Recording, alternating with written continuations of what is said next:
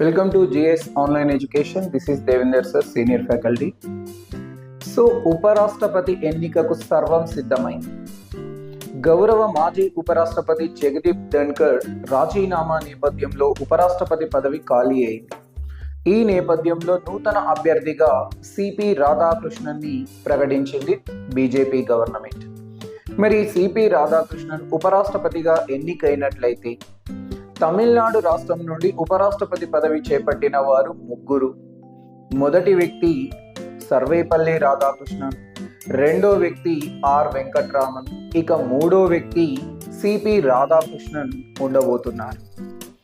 ఇక BJP government రాష్ట్రపతి ఉపరాష్ట్రపతి పదవులకి గవర్నర్లుగా పనిచేసిన వ్యక్తులను మాత్రమే ఎంపిక చేయడం ఇక్కడ విశేషం.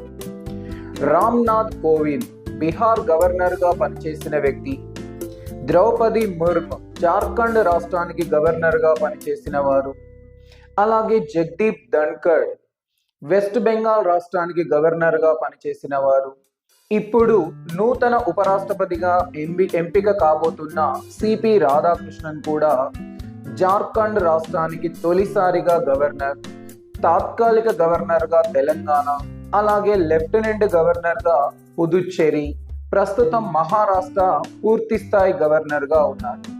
అంటే జార్ఖండ్, తెలంగాణ, పుదుచ్చేరి, మహారాష్ట్రాలకి 4 రాష్ట్రాలకి గవర్నర్గా పనిచేసిన అనుభవం సిపి రాధాకృష్ణన్ ఉంది.